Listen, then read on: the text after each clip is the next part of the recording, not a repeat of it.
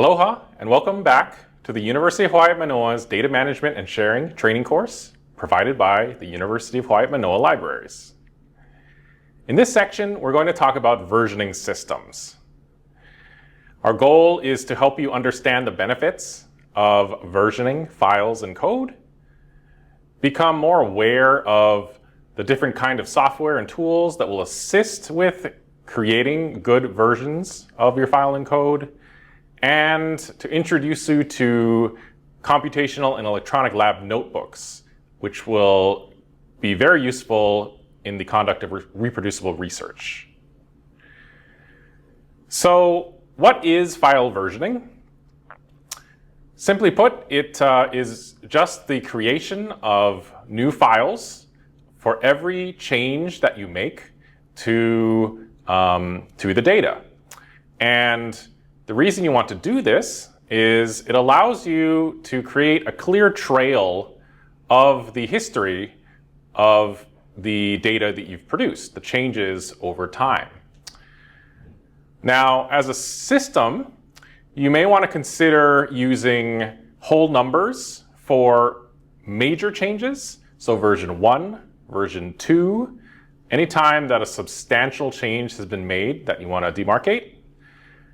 For minor edits or small additions, you may want to use decimal numbers, so version 2.1 or 2.2.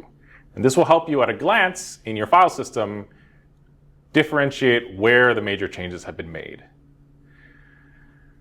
One habit to try to keep in mind, and it's a difficult habit to learn, is to try to avoid overwriting files.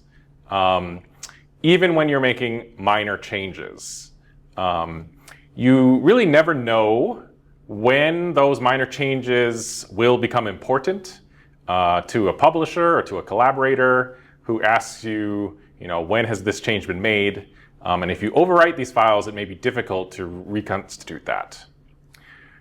However, if the file system does become unmanageable, you may want to go back and document and then discard intermediate files as long as you can make proper documentation to say what has changed in between these versions.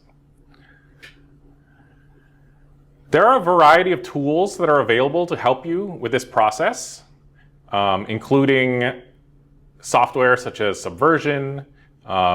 Many of us are familiar with Google Docs. There are wiki softwares, OSF and GitHub for code. And all of these softwares have in common the ability to track the history of your changes, such as in Google Docs, you can see when edits have been made and who has edited them. And this can greatly help with collaboration and provides built-in versioning assistance. The last thing I want to introduce is the concept of electronic notebooks. These are software tools that, in addition to versioning benefits, also assist with the conduct of reproducible research.